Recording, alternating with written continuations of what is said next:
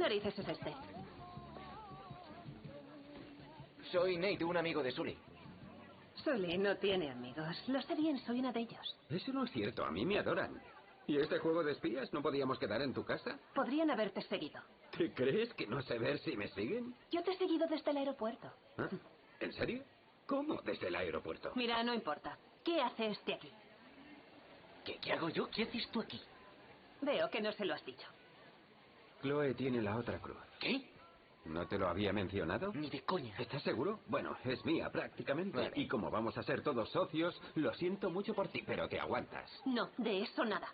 Mira, por si no lo sabes ya, todo lo que sale de esa boca es una exageración, una media verdad o una burda mentira. ¿Sabes qué?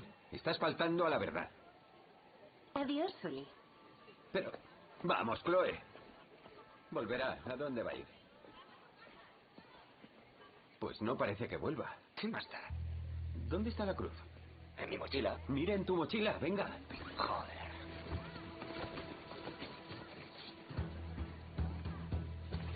¿Te ha quitado la cruz? Has dejado que te la quite. ¡Ya puedes recuperar esa cruz!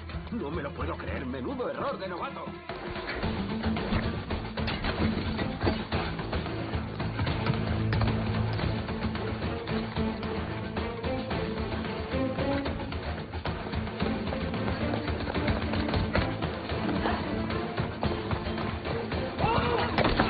¡Cuidado, no corras tanto! Tengo mal el tobillo. No puedo correr más.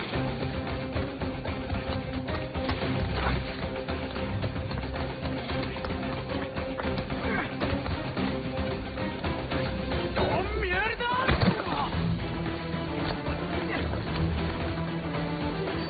¡Fuera de mi paso! ¡Fuera, fuera, fuera!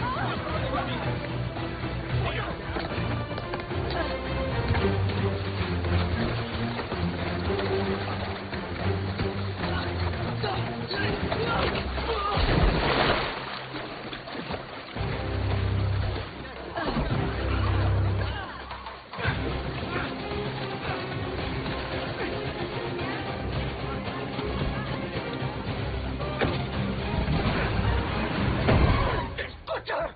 ¡No sabes qué tienes que hacer con esas llaves! ¡Estás buscando un árbol, ¿vale? ¡Que te den!